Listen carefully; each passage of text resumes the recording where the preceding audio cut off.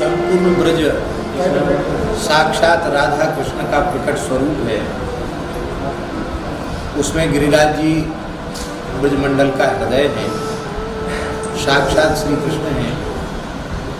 और उसमें भी यह चंद्र सरोवर सारस्वत कल्प की लीला के अनुसार भगवान श्री कृष्ण की महारास स्थली, पुष्टि मार्ग के जहाज, उद्धव जी के अवतार, महाकवि सूरदास जी ने 73 वर्ष रहकर यहाँ अपने श्याम को रिझाया है। 1.25 लाख पदों की रचना, ऐसा कहा जाता है कि इसी स्थान पर बैठकर उन्होंने की। बल्लभकुल का भी यह एक महान तीर्थ है और इस महान तीर्थ को जागृत करने का श्रेय 2 महापुरुषों को है। एक पूज्य बाबा श्री ठाकुरदास जी महाराज, पंडित जी महाराज की आज्ञा से वे यहाँ आकर विराजे। और आज जो कुछ दिख रहा है संस्कार ब्रजवासियों में, ये जो कुछ उत्सव भाव भक्ति दिख रही, इसमें बाबा का योगदान है। बाबा यहाँ विराजे, बाबा ब्रजवासियों से प्रेम करते हो, ब्रजवासी बाबा से प्रेम करते। पूज्य सदगुरुदेव श्री गणेश दास जी भक्तमाली जी का भी संबंध यहाँ से, इस गांव से, ब्रजवासियों से बड़ी घनिष्ठता पूर्वक रहा, अंतिम क्षण तक रहा। ब्रजवासियों ने महाराज जी को अपना बाबा माना और महाराज जी ने गांव को अपना गांव माना। पूज्य बाबा ठाकुरदास जी यहाँ विराजते, निरंतर गो चिंतन उनको बना रहता था। एक कसाई एक देसी बछड़ा ले जा रहा था, उस बछड़े को देखकर बाबा को दया आई और बाबा ने किसी व्यक्ति से कहकर कसाई से बछड़ा खरीद लिया गया और उस एक बछड़े को बचाने से यहाँ गौशाला का आरंभ हुआ। फिर पूज्य गुरुदेव श्री गणेश दास जी भक्तमाली जी महाराज की अध्यक्षता में एक समिति का गठन हुआ और यहाँ गौशाला विधिवत आरंभ हुई। अपने समय की सबसे पुरानी गौशाला ये है। इस गौशाला से अनेक गौशालाओं का जन्म हुआ। आज तक इस गौशाला के माध्यम से सैकड़ों ब्रजवासियों के घरों में गोपालन आरंभ हुआ और हजारों की संख्या में गोवंश के प्राण बचाए गए। तो यह एक उत्तम आदर्श गौशाला है। पुस्तकालय भी है, शिक्षण संस्थान भी है, औषधालय भी है और यह निरंतर प्रगति के पथ पर अग्रसर है। आज आवश्यकता है सभी गोभक्त, राष्ट्रभक्त, भारतीय सनातन विचारधारा में श्रद्धा रखने वाले लोग, वैष्णवजन, सबके सहयोग की आवश्यकता है और प्रेम से गौशाला को सब अपनी मान करके इसमें सहयोग करें। ऐसी है विनय पत्रिका। ऐसा अनुपम ग्रंथ है गोस्वामी तुलसीदास जी महाराज का कि इस एकमात्र ग्रंथ का आश्रय कोई साधक ले ले तो साधक जीवन के समस्त प्रश्नों का समाधान हो जाएगा। भगवत प्राप्ति का मार्ग प्रशस्त ही नहीं हो जाएगा, ईमानदारी से यदि विनय पत्रिका का चिंतन करे, उसे अपना जीवन बनावे, तो इसी शरीर से इसी जन्म में निश्चित भगवत साक्षात्कार हो जाएगा। इसमें कोई संदेह नहीं। समर्थ सद्गुरु जो कार्य करते हैं वही कार्य विनय पत्रिका करती है। जैसे अष्टादश पुराणों का सार सर्वस्व फलरूप श्रीमद् भागवत है और भागवत को लिखने के बाद भगवान व्यास पूर्ण संतुष्ट हुए। फिर और कुछ जीवों के कल्याण के लिए लिखने की आवश्यकता नहीं है, अब हमारा प्रयोजन पूर्ण हो गया, ऐसा भगवान व्यास जी ने समझा। ठीक इसी प्रकार से भगवान की प्रेरणा से कलिमल ग्रसित जीवों के ऊपर अत्यंत अनुग्रह करके कलियुग के दोषों से बचने के उपाय के रूप में जीव का परम कल्याण हो जाए, इसी जन्म में भगवत प्राप्ति हो जाए, साधक के अंतःकरण का ज्ञान, वैराग्य, भक्ति तीनों सुदृढ़ हो जाएं, परम परम प्रेम उसे प्राप्त हो जाए, वह कृतकृत्य हो जाए, कृतार्थ हो जाए, इसी प्रयोजन के लिए मानो गोस्वामी जी ने अपनी अंतिम कृति के रूप में इसको प्रकट किया। इसको YouTube पर प्रचारित भी किया जा रहा है, इस प्रसारण भी इसका किया जा रहा है। उसको जो भी देखेंगे उन्हें घर बैठे नित्य सत्संग प्राप्त हो जाएगा। और हम ऐसा अनुभव करते हैं कि उन्हें यह नहीं लगेगा, जितनी देर वे सुनेंगे उनको नहीं लगेगा कि हम वृंदावन से दूर हैं। आप अपने घर में बैठकर यह अनुभव करेंगे कि हम संतों के, गुरुजनों के चरणों में श्रीधाम वृंदावन में ही भावमय स्वरूप से बैठकर श्री विनय पत्रिका के माध्यम से सत्संग कर रहे हैं। 12-12 किलोमीटर गंगा जी का उधर का तट, इधर का तट, 12-12 किलोमीटर तक महान तीर्थ है। आवश्यक नहीं कि कोई सप्तपुरियों में से कोई पुरी हो। गंगा जी जहाँ से निकली हैं उसके एक एक योजन तक पूरी धरती महान तीर्थ है।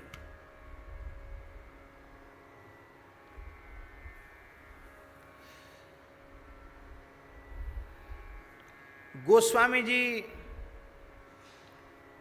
के 12 ग्रंथों में उनके हृदय में गंगा जी के प्रति अपार प्रेम छलकता है। गोस्वामी जी का जीवन बड़ा विलक्षण है। जन्म तो श्री यमुना जी के तट पर हुआ,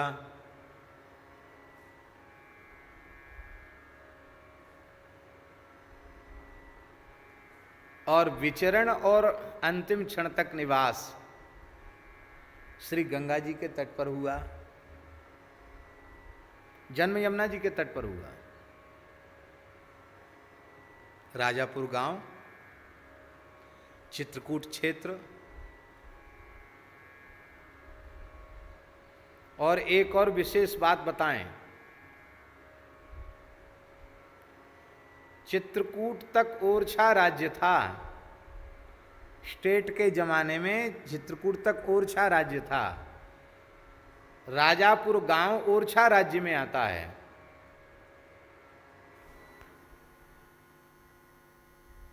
ये ऐतिहासिक सत्य है। अर्थात तुलसीदास जी का जन्म ओरछा राज्य में हुआ था।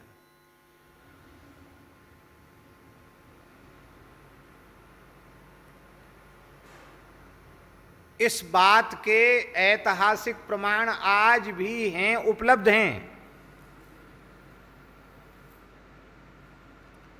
क्योंकि तुलसीदास जी के तिरोभाव के पश्चात एक विग्रह श्री यमुना जी से प्रकट हुआ था। स्वप्रकट तुलसीदास जी का विग्रह है, जो आज भी वहाँ विराजमान है राजापुर में। और उस समय तत्कालीन ओरछा नरेश ने उनको भूमि दी थी, जागीर दी थी। तो वो जब जब राजाओं की गद्दी बदली तो उसका जो पुराने लोग जो दान करते हैं ना, उसका नवीनीकरण होता है। उस नवीनीकरण में सारी बात लिखी जाती है।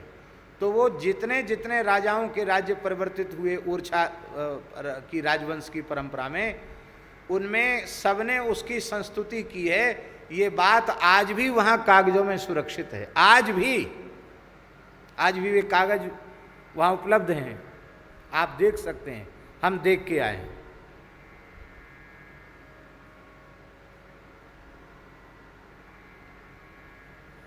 गोस्वामी जी का जन्म श्री यमुना जी के तट पर हुआ।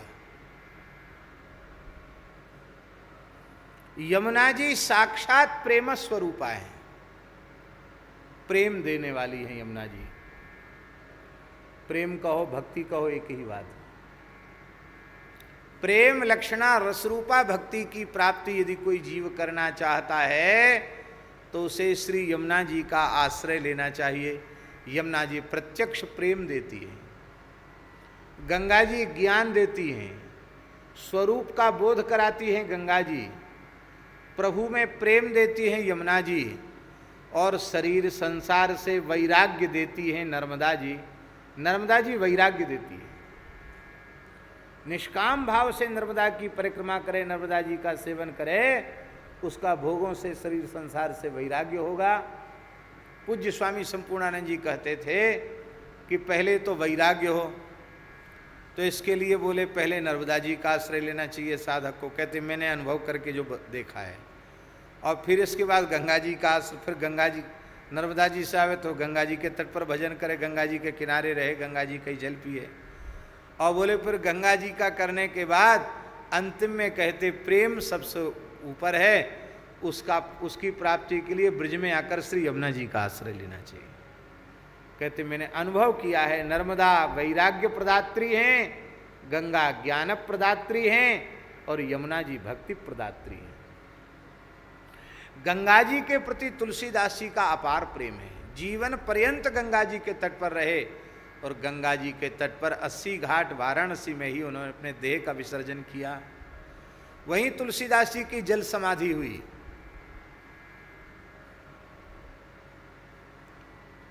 जन्म कहाँ है गोस्वामी जी का? जमुना जी के तट पर। 1554 विषय कालिंदी के तीर, श्रावण शुक्ला सप्तमी तुलसी धर्यो शरीर। और संबत 1680 80 गंग के तीर, श्रावण शुक्ला कृष्णा है, कृष्णा है कि शुक्ला?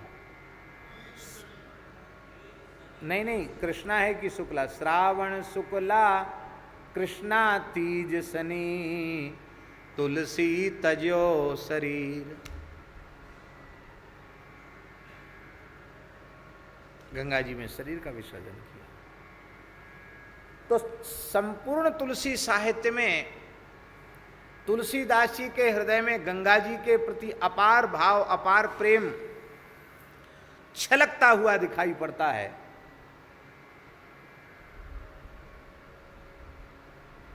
अपार प्रेम। किंतु विनय पत्रिका में जिन पदों में गोस्वामी जी ने गंगा जी का स्मरण किया है वो तो अपने आप में अनुपम ही नहीं, अद्भुताद्भुत है। गंगा जी के सभी स्वरूपों का भी स्मरण कर लेते हैं। जय जय भगीरथ नंदिनी, हे भगीरथ नंदिनी तुम्हारी जय हो, तुम्हारी जय हो। ये भगीरथ नंदिनी ये गंगा जी का ऐश्वर्यमय स्वरूप नहीं है, ये गंगा जी का परम परम माधुर्यमय स्वरूप है। कथा बहुत प्रसिद्ध है, उन कथाओं को बार बार कहना नहीं है। आप सब गंगावतरण की कथा जानते हैं, गंगा जी कैसे प्रकट हुए। भगवान कपिल की क्रोधाग्नि में सगर के 60,000 पुत्र जलकर भस्म हो चुके थे। असमंजस के पुत्र अंशुमान जी, उन्होंने भगवान कपिल के चरणों में प्रणाम किया और भगवान कपिल ने कहा कि उन तुम्हारे पुरखों का उद्धार केवल और केवल गंगा जी के जल के स्पर्श से ही संभव है। पहले ले जाओ घोड़ा, यज्ञ पूर्ण करो अपने बाबा का, सगर महाराज का, और फिर गंगा जी के आनयन के लिए तप करो। अंशुमान जी ने तप किया, गंगा जी नहीं आई। उनके पुत्र दिलीप हुए, उन्होंने तप किया, गंगा जी नहीं आई। उनके पुत्र भगीरथ जी हुए, भगीरथ जी के प्रयास से गंगा जी आ गई।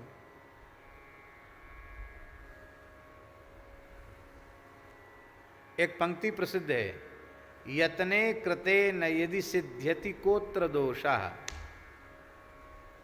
आप कोई लक्ष्य प्राप्त करना चाहते हैं कि हमारा ये काम होना ही चाहिए, किसी भी कीमत पर होना चाहिए, और खूब प्रयास करने पर भी आपको सफलता नहीं मिली, तो कभी हताश निराश नहीं होना चाहिए। यत्ने कृते, प्रयत्न करने पर भी यदि न सिद्ध्यति, यदि वो कार्य आपका सिद्ध नहीं हो रहा है तो उदास हताश होने की आवश्यकता नहीं। कोत्र दोषा, हमारे प्रयत्न में कहाँ त्रुटि रह गई ये देखना चाहिए। दूसरे को दोष नहीं देना चाहिए कि उसने ऐसा कर दिया इसलिए ऐसा हो गया, ऐसा हो गया इसलिए ऐसा नहीं, कुछ नहीं। हमारे प्रयास में कहीं ना कहीं कसर रहेगी। और तटस्थ भाव से हम आत्मनिरीक्षण करें। तटस्थ भाव इसलिए अपने प्रति आग्रह दुराग्रह छोड़ दें। जैसा दूसरे के प्रति चिंतन विचार करते हो निष्पक्ष, ऐसे अपने प्रति अपने साक्षी बनकर अपने गुण दोष देखो। तो विवेक के प्रकाश में एकदम स्पष्ट दिख जाएगा कि हमारे साधन में कमी कहाँ रह गई, हमारे प्रयत्न में, हमारे पुरुषार्थ में कहाँ कमी रह गई। और जब कमी पकड़ में आ जाएगी और उस कमी को आप निकाल देंगे तो लक्ष्य की प्राप्ति सहज आपको हो जाएगी। आज भी कोई बहुत कठिन काम बड़े प्रयास से पूर्ण कर देता है तो लोग कहते बड़ा भगीरथ प्रयास किया। आज भी लोग कहते ना, अरे बड़ा भगीरथ प्रयास किया, भगीरथ प्रयास से ऐसा संभव हुआ, भगीरथ प्रयास। तो भगीरथ जी की तत्परता के कारण इतनी प्रसिद्धि हो गई कि उनके प्रयास को लोग भगीरथ प्रयास कहने लगे। भगीरथ जी ने विचार किया, हमारे दादा परदादा सभी तपस्या कर करके पधार गए, गंगा जी नहीं आई, क्यों नहीं आई? आखिर हमारे पुरखा थे, पिता दादा वगैरह, उन्होंने भी तो कोई कसर नहीं की, फिर गंगा जी क्यों नहीं आई? उनकी समझ में आया कि हमारे पूर्वजों के प्रयास में कमी कहाँ रह गई। वो कमी हम अपने जीवन में नहीं रहने देंगे। पहले ये युवराज बनते हैं, राजा बनते हैं, फिर प्रजा की व्यवस्था करते हैं, फिर अपने राजकुमार को युवराज बनाते हैं, इसके बाद फिर वन में जाते हैं, तपस्या करते हैं। तो बुढ़ापे में क्या तपस्या होगी भाई? और तपस्या करते करते जब तक सिद्धि होने को होती है तब तक आयु ही पूरी हो जाती है, जीवन चला जाता है। तो हम पहले राजकीय भोग नहीं भोगेंगे, हम पहले गंगा जी को लाएंगे तब दूसरा काम करेंगे।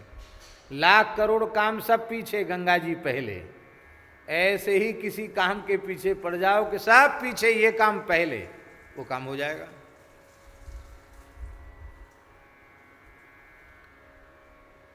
हुआ ऐसा ही था। भगीरथ जी को युवराज बनाया गया, राजा बनाया गया, पिताजी चले गए, वे ही राजा हो गए। पर आपने बड़ी विनम्रता से मंत्रियों को बुलाया और गुरु जी को बुलाया, वशिष्ठ जी को।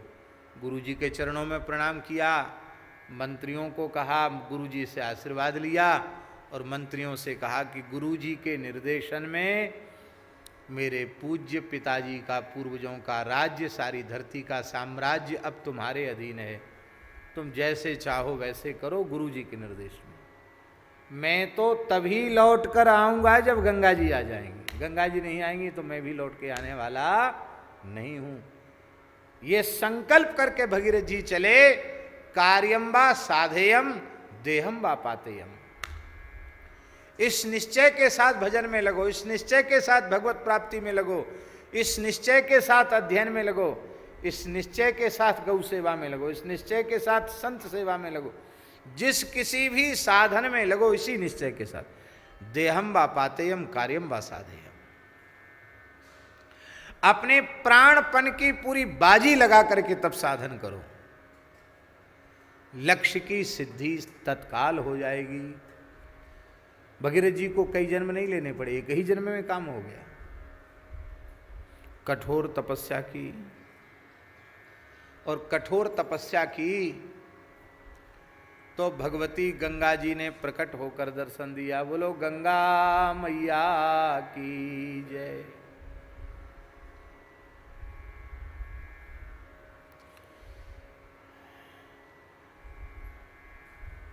अब यहां भगीरथ नंदिनी क्यों कहा?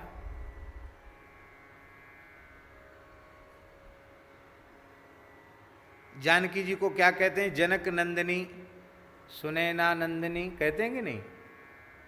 इसका मतलब जनक जी उनके पिता हैं, वो जनक जी की पुत्री हैं। ठीक ऐसे ही पराम्बा जगदम्बा भगवती गंगा ने भगीरथ जी को अपना पिता माना। गंगा जी ने विचार किया कि इस महापुरुष के माध्यम से ही मेरा अवतरण इस धरती पर होगा। अर्थात अवतरण को ही जन्म कहते हैं, तो जन्म में कोई न कोई पूज्य पिताजी तो होने चाहिए। बोले ऐसे बढ़िया पिताजी और कहाँ मिलेंगे।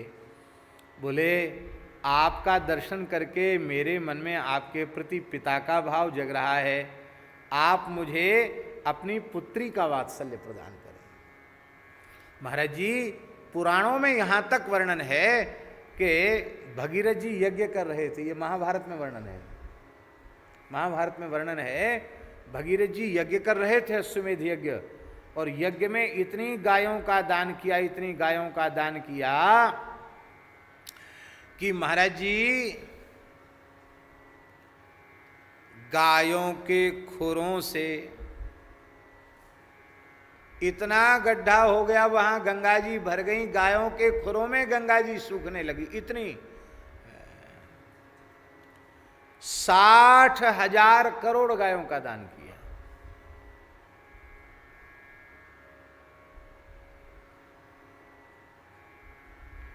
उस समय गंगा जी एक बालिका के रूप में आकर भगीरथ जी की गोद में बैठ गई।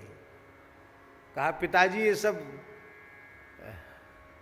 गायों के खुरों में ही मैं सूख जाऊंगी। ये कैसे भाग्यशाली हैं जिन्हें गंगा को अपनी पुत्री के रूप में प्राप्त करने का सौभाग्य मिला। हे भगीरथ नंदिनी,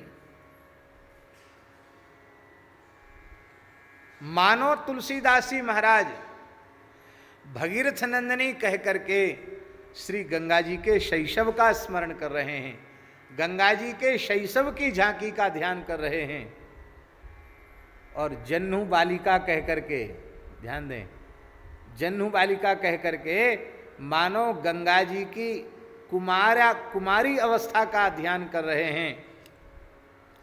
और भमर बर विभंग तरंग मालिका कह करके उनकी किशोर अवस्था का स्मरण कर रहे हैं। और भक्ति कल्प थालिका कह करके वो उनके प्रेम प्रदात्री स्वरूप का स्मरण कर रहे हैं। और वो सबका पालन पोषण करती हैं, निज तटवासी विहंग जलथर चर पशु पतंग कीट जटिल तापस सब सरिस पालिका। इस पालिकात्व में वो गंगा जी के जगन्माता स्वरूप का स्मरण कर रहे हैं।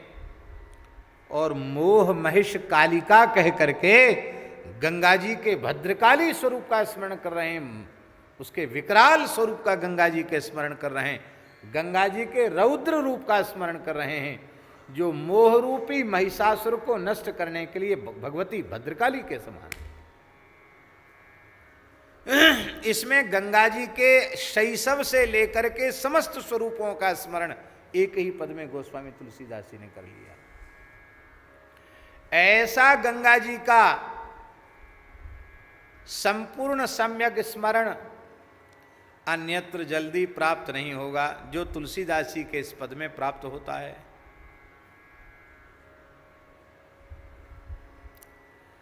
भगीरथ जी से गंगा जी ने कहा किम चाहम न भुवम यास्ये। बोले भगीरथ जी मैं धरती पर नहीं जाऊंगी। किम चाहम न भुवम यास्ये, मैं धरती पर नहीं जाऊंगी। क्यों नहीं जाऊंगी धरती पर? बोले नराह मह्यम रजंत्यघम, मैं धरती पर जाऊंगी तो पापी मनुष्य अपने पापों का क्षालन करेंगे, अपने पाप मुझ में धोएंगे, तो उन पापियों का पाप लेकर मैं पापयुक्ता हो जाऊंगी। मैं अपने पापों का परिमार्जन कहां करूंगी? ये संकट है धरती पर जाने पर इसलिए मुझे धरती पर चलने का आग्रह मत करो। देखो, गंगा जी के कहने का आशय ये था कि रही आपके पूर्वजों के उद्धार की बात, तो गंगा जी तो सर्वसमर्था हैं। जहां उनकी भस्म पड़ी है, एक बार आकर उसको छू कर स्पर्श करके पवित्र कर देंगे उनको, फिर चली जाऊंगी जहां हूं वहीं। धरती पर सतत में रही आऊं, इसकी जरूरत नहीं है। और बहुत ध्यान से सुने, यदि भगीरथ जी स्वार्थी होते तो अपने मन में सोच लेते कि हमें दुनिया का ठेका थोड़ी हमने ले रखा है, आपने जो करेगा सो भरेगा, तू क्यों होए उदास, हमने सबका ठेका तो ले नहीं रखा है। अरे हमारा काम इतना है, हमारे पुरखों का उद्धार हो जाए, हमारे पुरखा उद्धार हो गए पर दुनिया जाए चूल्हे भाड़ में। ये उन्होंने नहीं सोचा। उन्होंने यही सोचा कि मेरे पूर्वजों का तो उद्धार हो ही जाएगा, गंगा जी धरती पर रही आवेंगी तो अनंत काल तक असंख्य जीवों का उद्धार होता रहेगा। और उनकी जो यह परोपकार की वृत्ति थी, उसी से रीझ करके गंगा जी ने निश्चय किया, ऐसा परोपकारी संत यदि मुझे अपनी पुत्री के रूप में स्वीकार कर ले तो मैं अपने को धन्य मानूंगी। गंगा जी ने वर्ण किया पिता के रूप में भगीरथ जी का। क्यों किया वर्ण? उनकी परोपकार परायणता को देखकर वर्ण किया।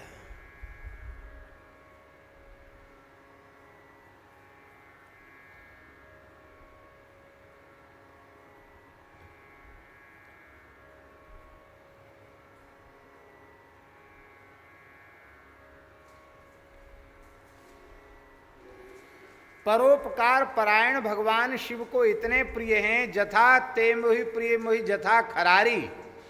वो कहते हैं जैसे राम जी हमको प्रिय हैं, ऐसे ही परोपकार परायण जीव मुझे प्रिय हैं।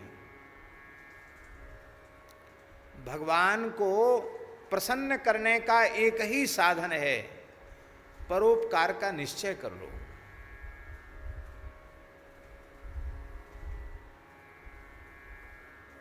बहुत बढ़िया श्लोक है।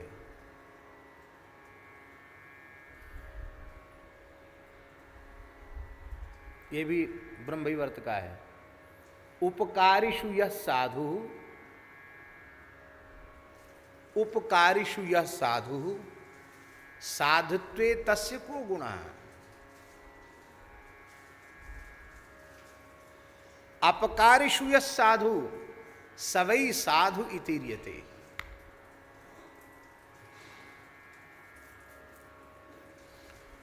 जिससे हमारा कोई स्वार्थ सिद्ध हो गया,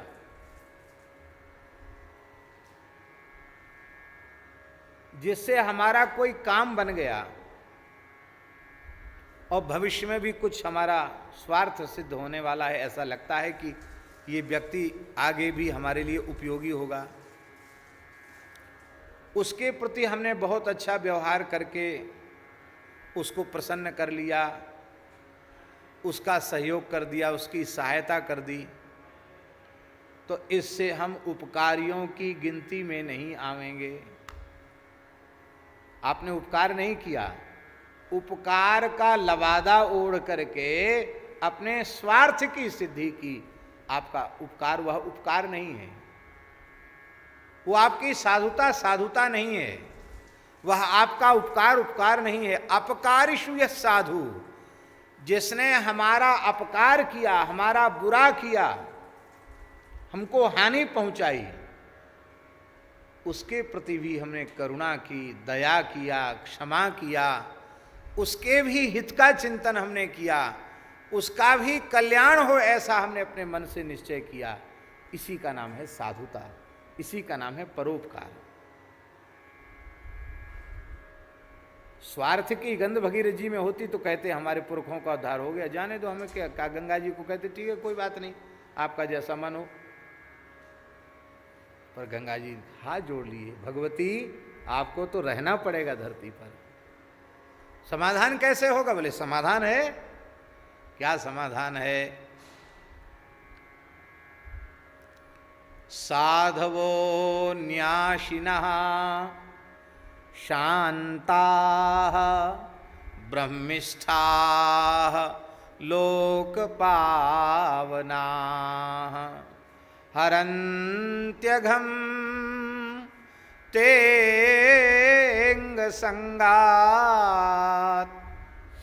ते श्वास्ते नारायण यगभिद्धरि।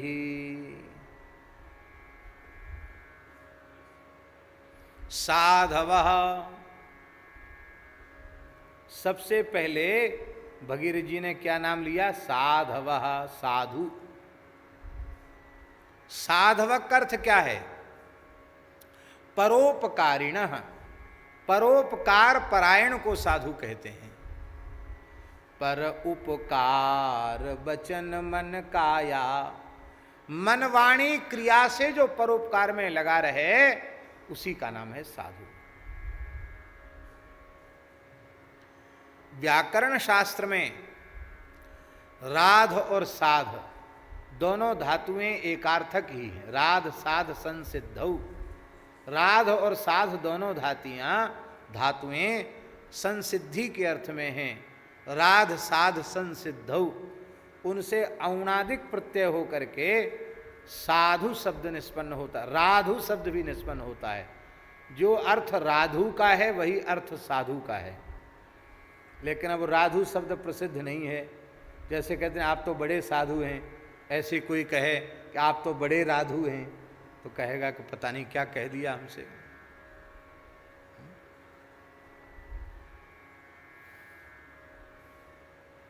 तो गुरुजी सुनाते थे कि कोई देहात के बेचारे भोले भाले ब्राह्मण थे और किसी भगत के यहाँ पहुँचे तो उनका आइए भूसुरदेव। बोले क्या कहा तुमने? क्या कहा? हाथ जोड़ के बोले मैंने भूसर ही तो कहा। बोले तुम भूसुर, तुम्हारा बाप भूसर, तुम्हारा पूरा। हम कहे कि भूसर, हम तो अमुक नाम के ब्राह्मण हैं। उसको पता ही नहीं था कि भूसर माने होता क्या है। तो भूसुर माने, भू माने पृथ्वी, सुर माने देवता, धरती के देवता। हाँ अब तो ठीक है, अब समझ में आ गई बात। तो ऐसे ही साधु शब्द तो प्रसिद्ध है पर राधु शब्द प्रसिद्ध नहीं है। तो साधु का अर्थ क्या है? साधनोति परकार्यमिति साधु, दूसरों के काम बना देवे उसका नाम है साधु। दूसरों के बिगड़े काम बना दे वो साधु है।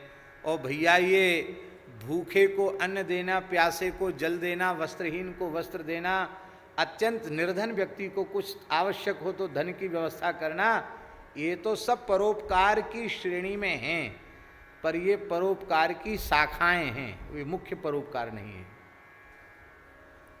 ये शाखा प्रशाखाएं हैं, मुख्य परोपकार है इस दुखमय संसार चक्र से छुड़ाकर जीव को भगवत प्राप्ति करा देना। ये सबसे बड़ा परोपकार है। इसलिए परम परमात्मानम साधनोति, भगवान की प्राप्ति करा देवे उसका नाम साधु। साधु सब देते हैं।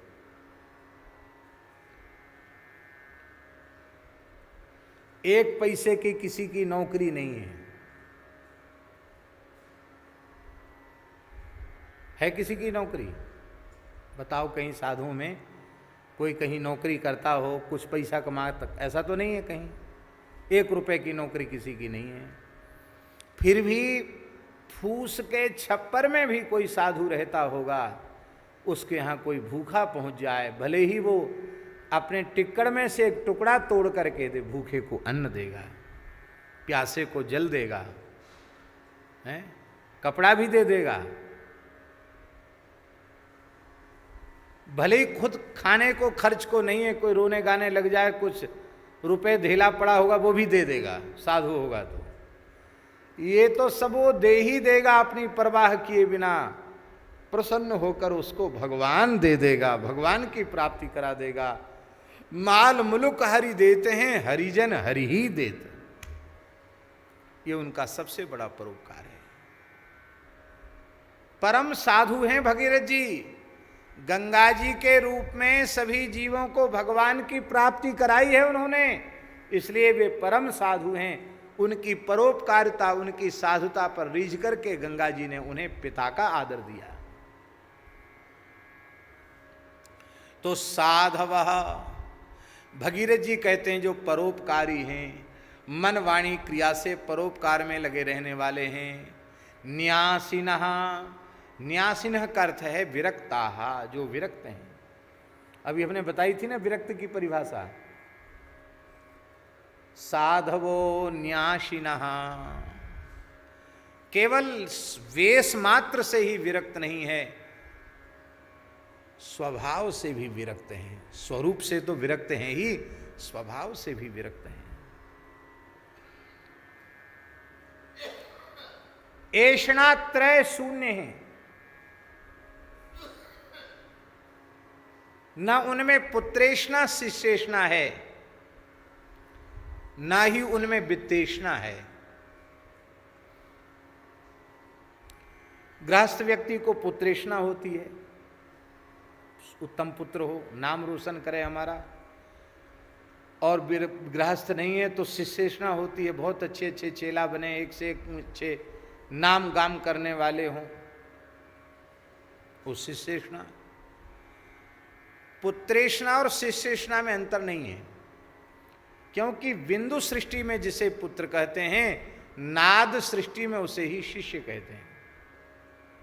इसलिए पुत्र भी शिष्य है और शिष्य भी पुत्र है,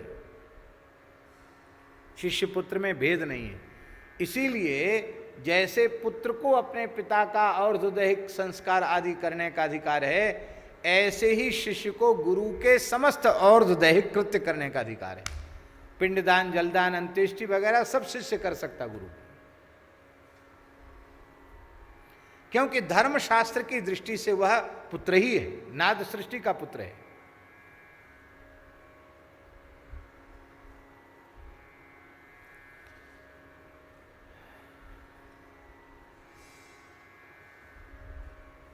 पुत्र होवे इसमें कोई परेशानी नहीं है, पर पुत्र प्राप्ति की जो कामना है वो चित्त को कलुषित करने वाली है।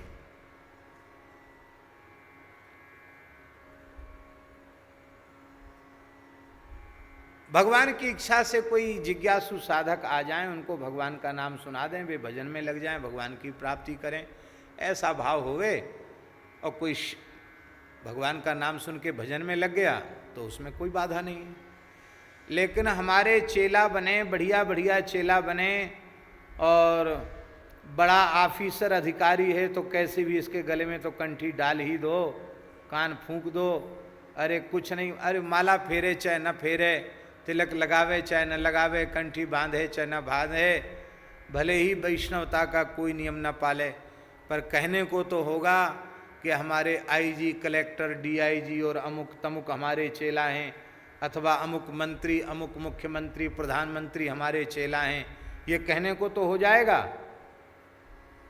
इस प्रकार की शिष्य की वासना ये पतन का कारण है, अंतःकरण को कलुषित करने की बात।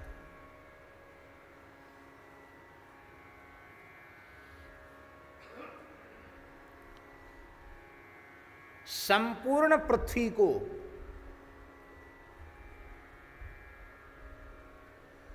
स्वर्ण से मंडित करके, रत्नों से जटित करके, किसी महान तपोधन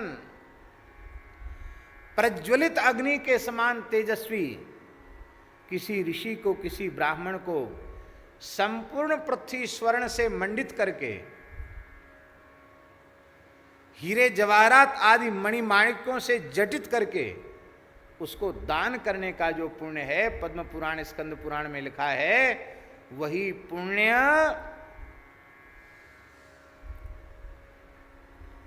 किसी एक जीव को वैष्णव संस्कार देने का है।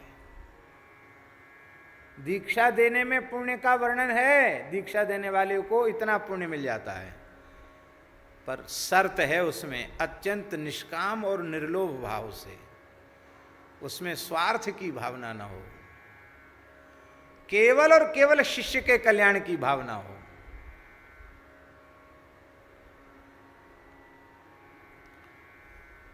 इसलिए पुराने समय में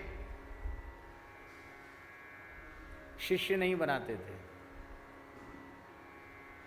बहुत कम शिष्य बनाते थे, बड़ी कठोर कठोर परीक्षाएं लेते थे तब शिष्य बनाते थे, बनाते ही नहीं थे। या तो भगवान प्रत्यक्ष आज्ञा दे दें कि आप शिष्य बनाओ तो बनाते, या गुरुजी आज्ञा दे दें अपनी ओर से। इन्हें कि हम ही गुरुजी से पूछें कि अब बहुत लोग कहते हैं हमसे दीक्षा देने के लिए, तो आपकी आज्ञा हो तो हम थोड़ा दीक्षा देना शुरू, हाँ हाँ हाँ ठीक है दीक्षा दो दीक्षा दो, ऐसा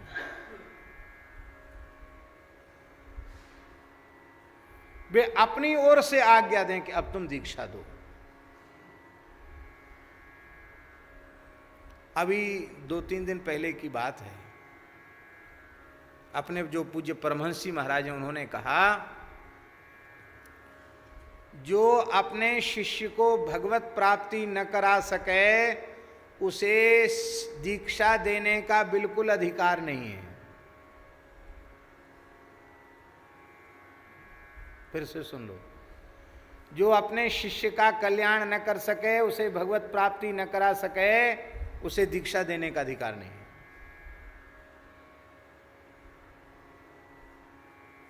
और अनधिकारी व्यक्ति दीक्षा देगा तो उसे पाप लगेगा, वो दोष युक्त होगा, चेले के साथ उसे भी संस्कृति के चक्र में पड़ा रहना पड़ेगा।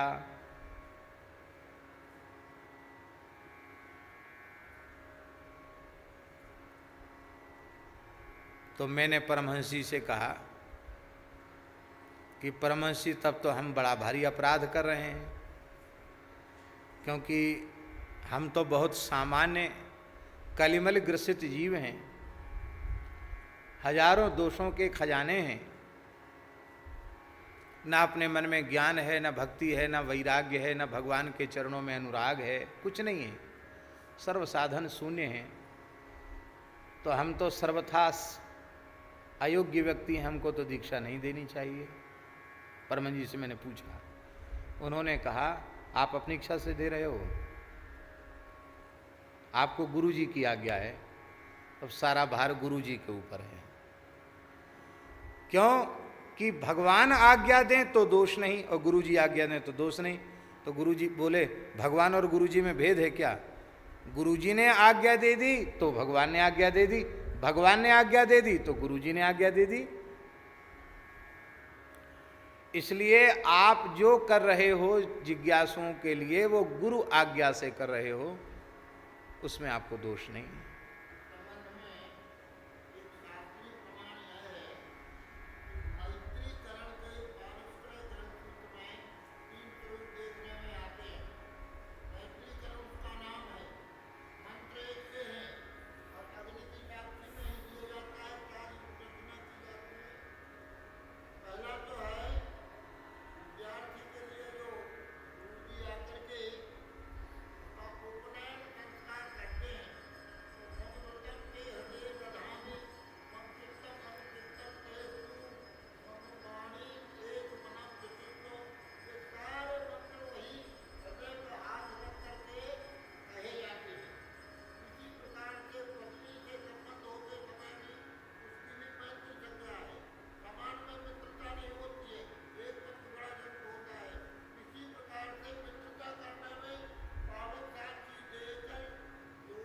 प्रीति दृढ़।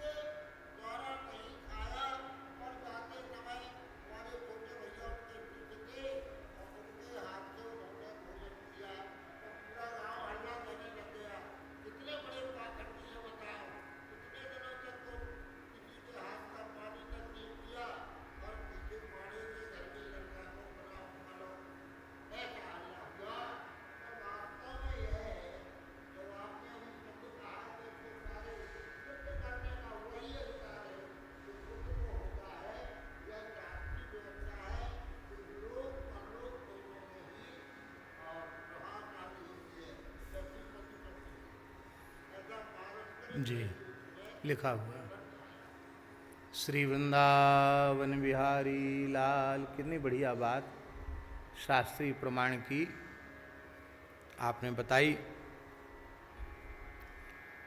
तो पुत्रेष्णा शिष्येष्णा से शून्य हो। दूसरी इच्छा जो चित्त को मलिन करने वाली है वो है वित्तेष्णा, धन की इच्छा। धन मात्र की इच्छा चित्त को मलिन बनाती है।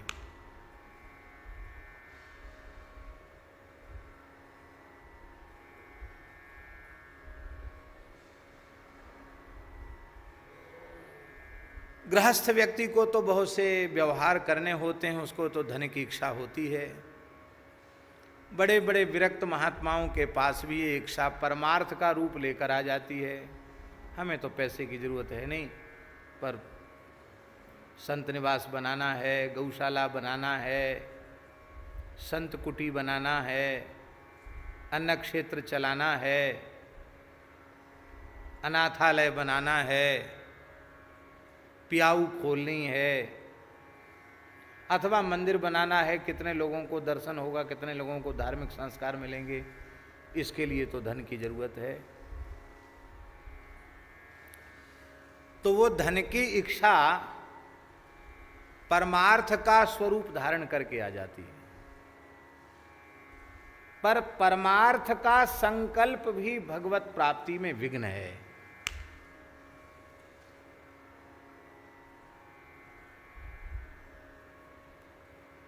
बहुत ध्यान से सुने, जो हम कहना चाहते हैं उसको समझने की कोशिश करें।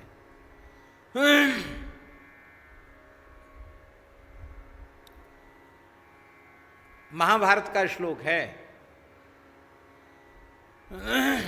धर्मार्थम यस्य वित्तेहा वरम तस्य निरीहता।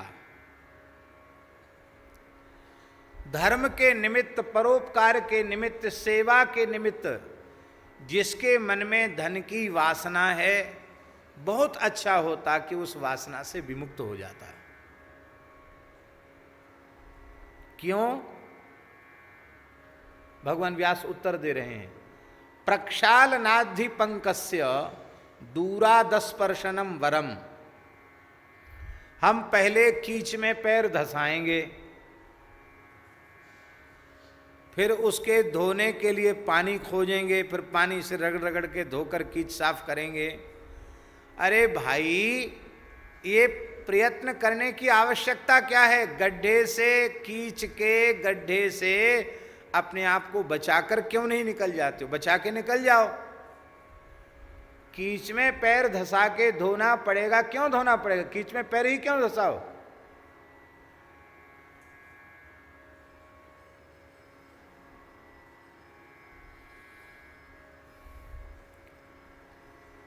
तब आप लोग कहेंगे कि आप स्वयं तो व्याख्यान दे रहे हो और गौशाला जड़खोर में इतनी हजार गैया है, सूरश्याम में इतनी गैया है, मलूक पीठ के यहाँ गौशाला में इतनी गैया है, ओरछा में इतनी गैया है, ललितपुर में इतनी गैया है, वहाँ इतनी गैया, वहाँ उतनी गैया, पथमेड़ा गोधाम में इतनी गैया है। ये सब नाम आप लेते हो और गाय के नाम से कुछ मांगते भी हो, कहते भी हो। तो जब आप जानते हो तो ये सब काहे को फैलाया आपने? सब बंद करो। ये अमुक संस्था है, यहाँ विद्यालय चलता है, यहाँ संत सेवा होती है, अन्न क्षेत्र चलता है, ये सब क्यों करते हो भाई? ये संगीत विद्यालय चलता है, वेद वेदांग पढ़ाया जाता है, निःशुल्क सारी व्यवस्थाएं होती हैं, ये सब क्यों करते हो? क्योंकि आप तो व्याख्यान दे रहे हो ना कि धर्मार्थम यस्य वित्तेहा वरम तस्य निरीहता प्रक्षालनाद्धि पंकस्य दूरादस्पर्शनम वरम। इसका समाधान ये है, आप शब्दों पर ध्यान दें। गौ सेवा की मनाही नहीं है, संत सेवा की मनाही नहीं है। मठ मंदिर बनाकर सब जीवों को सत्संग मिलें, अच्छे संस्कार मिलें, इसकी मनाही नहीं है। परोपकार और सेवा की मनाही नहीं है, इसकी वासना की मनाही है। ध्यान में आई बात। परमात्मा ने जो शक्ति सामर्थ्य अपनी ओर से अनुग्रह करके हमको दी है उसमें हम करें, और भगवान हमारे भाव को पूर्ण करेंगे। यदि हमारे मन में ईमानदारी से गौ सेवा का भाव होगा, साधु सेवा का भाव होगा, तो वो सब व्यवस्था भगवान करेंगे। उसके लिए हमको इच्छा कामना संकल्प की आवश्यकता नहीं है। हो रहा है भगवान की इच्छा से, भगवान की कृपा से हो रहा है। अच्छा, ईमानदारी से बताओ कि जो कुछ थोड़े या अधिक रूप में हो रहा है, यह क्या किसी मनुष्य के द्वारा हो रहा है? यदि ऐसा आप समझते हैं या हम समझते हैं कि मेरे द्वारा हो रहा है, अमुक के द्वारा हो रहा है, तमुक के द्वारा हो रहा है, तो ये भारी मूर्खता है। सच्ची बात है, ये सब भगवान के संकल्प से हो रहा है, ये सब भगवान की इच्छा से हो रहा है। ऐसा मान करके इन सब रूपों में हम भगवान की ही सेवा कर रहे हैं, इस भाव से लोकेशना से शून्य होकर विशुद्ध सेवा की भावना से, परोपकार की भावना से हम इनकी सेवा करेंगे तो इसमें दोष नहीं है। धन बुरा नहीं है, धन प्राप्ति की कामना बुरी है। कामना से चित्त कलुषित ही होता है। धन की प्राप्ति तो प्रारब्ध के अनुकूल होती है। तमाम लोग सोचते हैं कि सारे संसार में सबसे बड़ा धनवान मैं ही बन जाऊं। बन पाते हैं क्या? उसके अनुरूप प्रारब्ध होगा तो बनेंगे, नहीं तो नहीं बनेंगे। पूज्य श्री संपूर्णानंद जी ने एक अनुभूति सुनाई। उन्होंने कहा कि एक बार सौराष्ट्र में भयंकर अकाल पड़ा। ऐसा अकाल पड़ा कि गांव के गांव खाली होने लगे, और बहुत पुरानी बात है। तो मैं सन भूल गया, उन्होंने सन वगैरह सब बताई थी। तो लोगों को भूख से व्याकुल अपने घर छोड़ के जाते देखकर, गायें छोड़ दी लोगों ने, पशु पक्षी मरने लगे पानी के अभाव के कारण। तो बोले हमारे मन में बड़ी पीड़ा हुई और मैं रोने लगा। तो बोले जैसे ही रोने लगा तो भगवान श्री कृष्ण मेरे सामने आ गए और बोले स्वामी जी रोते क्यों हो? तुम संकल्प करो तो इन सबको भोजन की व्यवस्था हो जाएगी और इनको ये क्षेत्र छोड़ के कहीं जाना नहीं पड़ेगा, बस सब यहीं भजन करें और सब भोजन करें। उस समय संपूर्णानंद जी दिगंबर नग्न रहते थे, एक शरीर पर एक सूत का धागा भी नहीं रखते थे, न कुछ बिछाते थे न कुछ ओढ़ते थे, और ऐसे ही अवधूत की तरह नंग धड़ंग ही रहते थे। तो बोले मैं हंसने लगा। मैंने कहा कि प्रभु, एक नंगे आदमी से आप कह रहे हैं कि हजारों लोगों के भोजन की व्यवस्था करो। हम तो स्वयं ही भिक्षा के ऊपर आश्रित हैं, कोई रोटी दे देता तो खा लेते हैं, हम क्या रोटी खिलाएंगे किसी को? तो ठाकुर जी बोले आप केवल भीतर से इच्छा कर लो, संकल्प कर लो, तो ये सब होने लग जाएगा। तो बोले हमने ठाकुर जी से साफ शब्दों में कह दिया कि आपके संकल्प में क्या कमजोरी आ गई जो हमें संकल्प करने की बात कह रहे हो।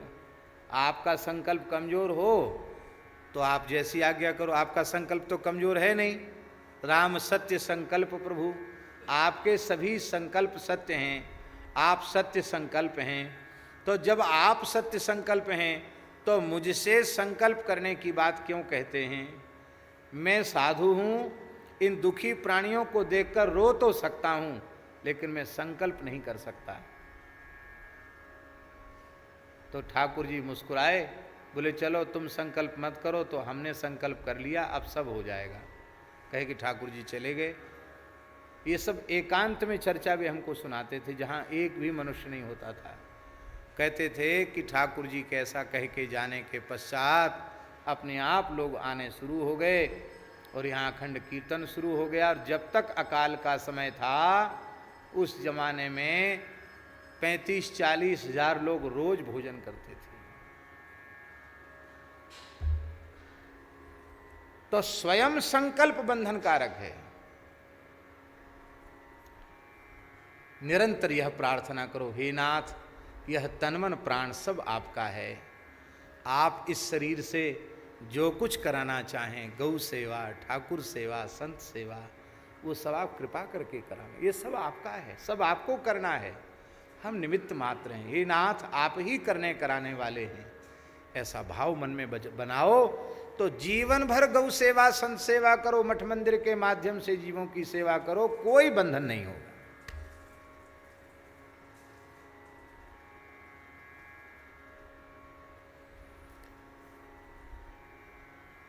स्वयं संकल्प करने में क्या बाधा है? स्वयं संकल्प करने में बाधा यह है कि फिर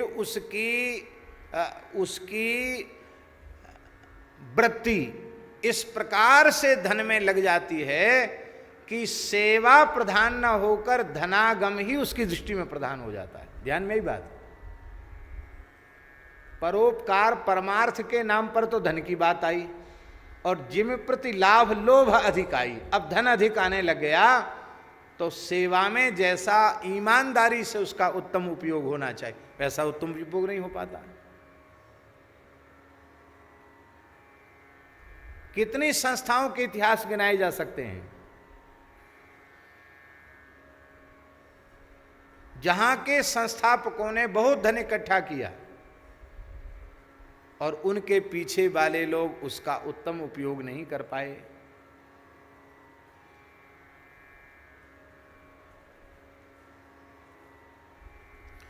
फिर जब परोपकार और सेवा की बात कही जाती है और अभीष्ट धन बन जाता है तो उस धन की प्राप्ति के लिए झूठ, छल, कपट, प्रपंच, दंभ, पाखंड सब कुछ अच्छे लगने लग जाते हैं। अच्छे ही नहीं लगने लग जाते हैं, उनको वह अपनी विशेषता के रूप में प्रस्तुत करने लग जाता है। और इस तरह से 15 प्रकार के अनर्थ दोष धन की वासना वाले व्यक्ति में सहज आ जाते हैं। इसलिए धनागम की तृष्णा समाप्त कर दो। मूढ़ जही धनागम तृष्णाम कुरु सद्बुद्धिम मनसि वितृष्णाम। आदि शंकराचार्य जी कहते अरे मूढ़, धन आवे ऐसी तृष्णा त्याग दे। कुरु सद्बुद्धिम मनसि वितृष्णाम, सद्बुद्धि करो, तृष्णा रहित हो जाओ।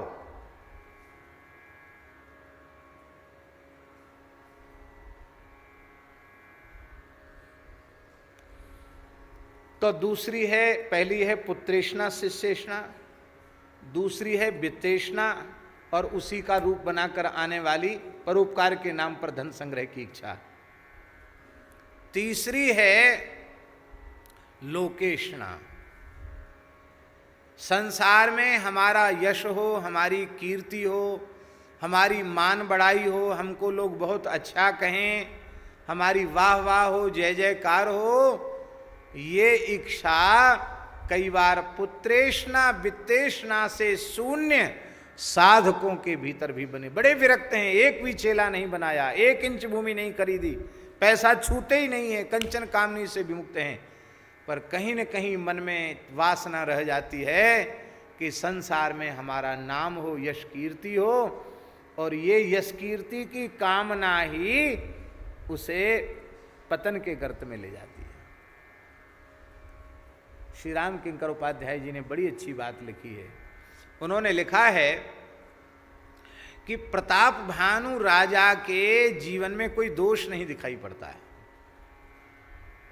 वर्णाश्रम धर्म का पालन करता है, भगवान का भक्त है, सारे वासुदेव अर्पित नृप ज्ञानी, सारे कर्म भगवान की प्रसन्नता के लिए करता, भगवान को अर्पित कर देता है।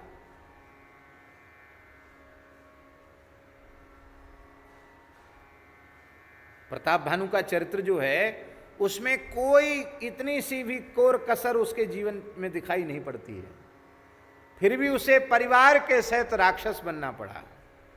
क्यों बनना पड़ा? एक ही चीज उसमें थी, वो थी लोकेशना। लोकेशना उसके मन में थी कि मैं संसार का सबसे बड़ा व्यक्ति बन जाऊं, मेरे अधीन सब हो जाएं, ये ब्राह्मण जो सर्वतंत्र स्वतंत्र हैं ये भी मेरे अधीन हो जाएं, मैं सर्वोपरि हो जाऊं, मैं सबसे बड़ा हो जाऊं। ये जो उसकी कामना थी, इसी कामना से उसको राक्षस बना दिया। इसका मतलब है पुत्र की शिष्य की प्राप्ति बाधक नहीं है, धन की प्राप्ति बाधक नहीं है, पुत्र शिष्य की कामना अहितकारी है, धन प्राप्ति की कामना अहितकारी है। ठीक इसी प्रकार से सहज स्वाभाविक भगवत संकल्प से यश की कीर्ति की प्राप्ति होवे तो कोई बाधा नहीं है, किंतु यश की प्राप्ति की कीर्ति की कामना ये परमार्थ पथ की सबसे बड़ी बाधा है। इसको कहते हैं लोकेशना। देखो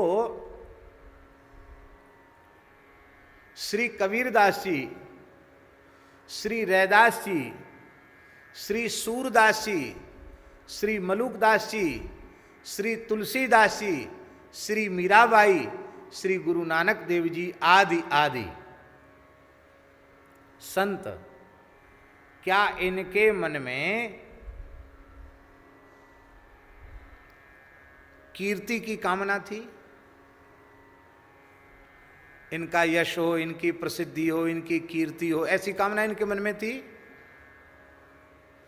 कामना थी तो कितने पैसे खर्च करवाए उन्होंने, सोशल मीडिया वालों को कितने पैसे दिए, टीवी वालों को कितने पैसे दिए, अखबार वालों को कितने पैसे दिए, कितने अपने एजेंट बनाकर प्रचार करवाया। कोई इतिहास हो तो बताओ। ये सब परंपरा तो अब चल पड़ी है। उस जमाने में कैसे कैसे संघर्ष उन्होंने नहीं सहन किए। लेकिन हम आपसे पूछते हैं, बड़े बड़े युग बदल जाएंगे हैं, न जाने कितनी बार सृष्टि बनकर बिगड़ जाएगी, लेकिन जब तक ये धरती रहेगी, ये सूर्य चंद्र रहेंगे, तब तक क्या कोई सूरदास जी, तुलसीदास जी, कबीरदास जी, मीराबाई जैसे संतों को कोई भूल पाएगा? क्या भूल पाएगा? कोई नहीं भूल पाएगा। बड़े बड़े नेता, अविस्मरणीय ऐतिहासिक कार्य करने वाले नेता,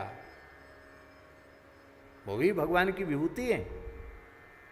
और जब वो मरते हैं, उनके पीछे वाले लोग कहते हैं जब तक सूरज चांद रहेगा अमुक नेताजी का नाम रहेगा।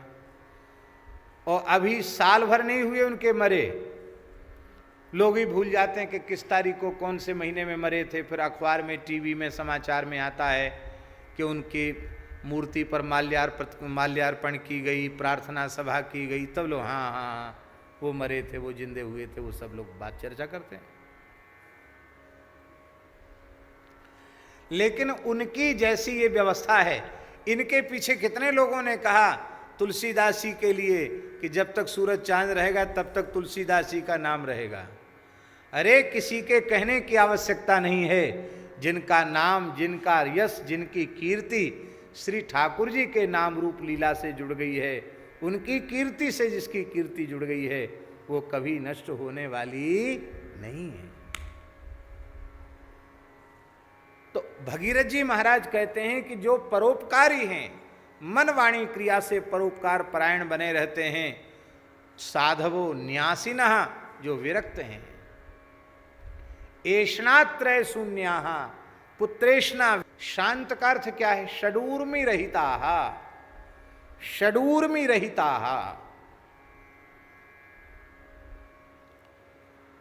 सरोवर में जल भरा हुआ है,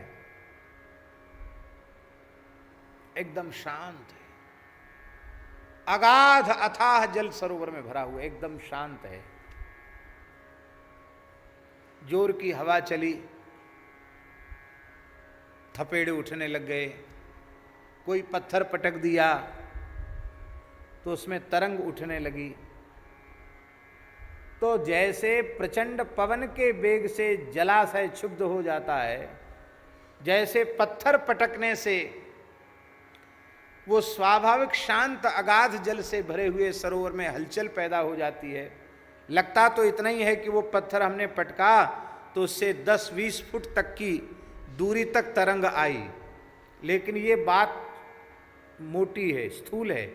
सूक्ष्म बात यह है कि वो चाहे जितना विशाल सरोवर हो, उस पत्थर की सूक्ष्म तरंग उसके अंतिम तट तक पहुंची है।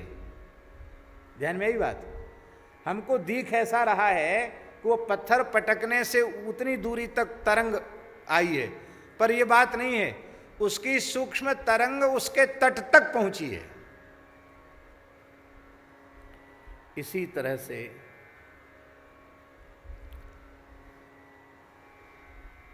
संत हृदय जस निर्मल बारी, संत का हृदय निर्मल अगाध जल से भरे हुए सरोवर के समान है। और उसमें काम का पत्थर पड़ गया तो तरंग उठ गई, तो एक कोना प्रभावित नहीं हुआ, वो अंतिम छोर तक वो काम की तरंग गई है। क्रोध का पत्थर पड़ा तो क्रोध की तरंग भी अंतिम छोर तक पहुंची है। तो काम, क्रोध, लोभ, मद, मोह, मात्सर्य, ये जो 6 दोष हैं, यही पत्थर के जैसे हैं। ये पटकते हैं, जब इनको हम अपने भीतर पटकते हैं, अर्थात काम क्रोध आदि के दृश्यों को जब अपने भीतर लेते हैं, काम क्रोध आदि के पत्थर जब हमारे भीतर पड़ते हैं, तो हमारे भीतर की शांति भग्न हो जाती है, हम अशांत हो जाते हैं। अथवा अविद्या माया की प्रचंड आंधी चली, उस आंधी से क्षोभ हो गया। तो ऐसे संत जो षडूर्मी रहते हैं, किसी भी अवस्था में जिनके चित्त में क्षोभ उत्पन्न ही नहीं होता है, शांत रहते हैं, षडूर्मी रहते हैं।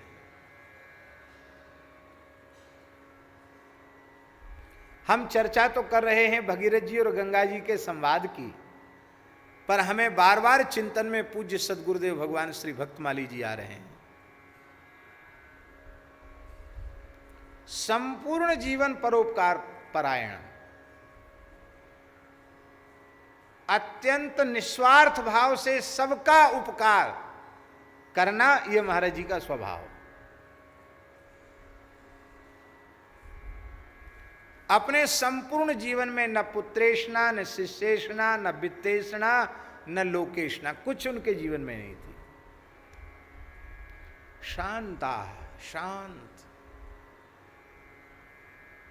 कभी अशांत नहीं होते, कभी क्षुब्ध नहीं होते।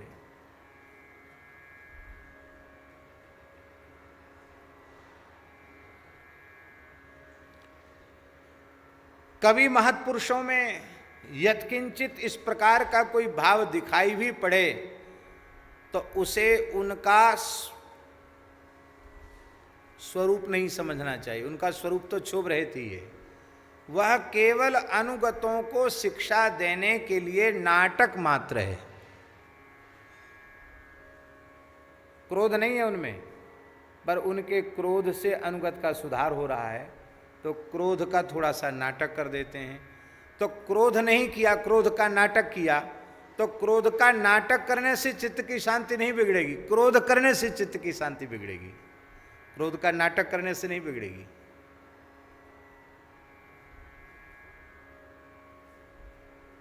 नाटक होता है तो नाटक में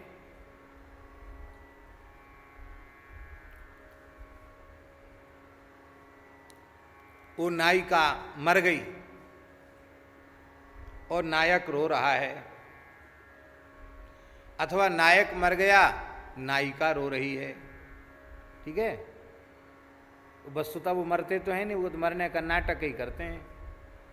और दृश्य पूरा हुआ, पर्दा आ गया, तो वो जो पछाड़ खा खा के गिरने वाले लोग हैं जो नाटक में, वो वहाँ तो रोते हैं, असली में रोते हैं, और उनको रोते देख कर के सब भावुक होके रोने लग जाते हैं, और वो पर्दे के पीछे जाके हंसने लग जाते हैं, जाने कैसी कैसी बातें करने लग जाते हैं। ध्यान में ही बात,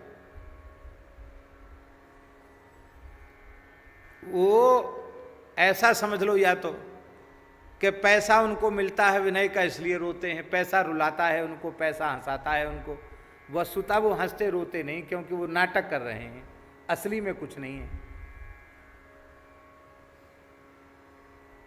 तो बाहर से रोने का नाटक करते हैं, भीतर से नहीं रोते हैं। ठीक इसी प्रकार से महत्पुरुष कई बार कोई लीला करें तो उसे उनके बाह्य नाटक को ही समझना चाहिए, उनके स्वरूप में कोई विकृति आ गई है ऐसा विचार नहीं करना चाहिए।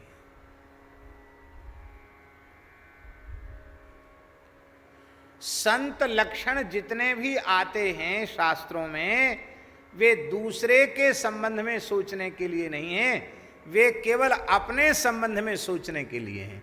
क्योंकि यदि संत लक्षणों का विचार दूसरों के संबंध में हम करने लग जाएंगे तो कोई भी साधु प्रमाणित ही नहीं होगा। आप कसौटी पर कसने लग जाएं कि इन इन लक्षणों वाले को संत कहते हैं, तो ये लक्षण है तो वो संत है, ये लक्षण नहीं है तो वो संत नहीं है। अच्छा एक बात बताओ, भरत जी को आप संत मानते हो कि नहीं? बोलो।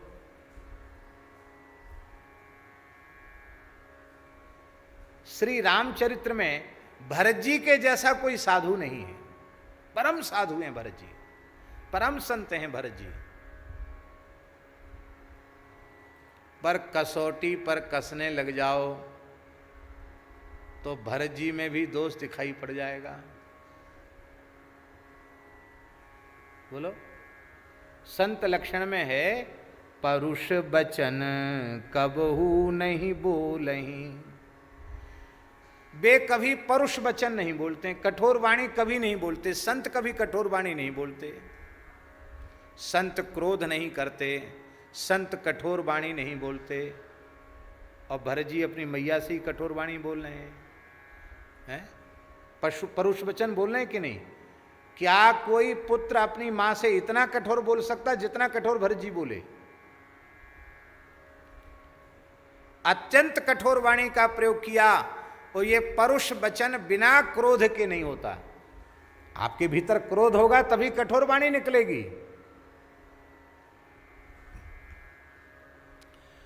तब आप कहेंगे कि तो भरत जी में भी संत के लक्षण नहीं घट रहे हैं, तब आप संत मानेंगे किसको? इसका मतलब है हमें लोग संत कहते हैं, साधु कहते हैं, अथवा नहीं कहते तो संत का वेश तो है, तो हमें कठोर वाणी नहीं बोलनी चाहिए।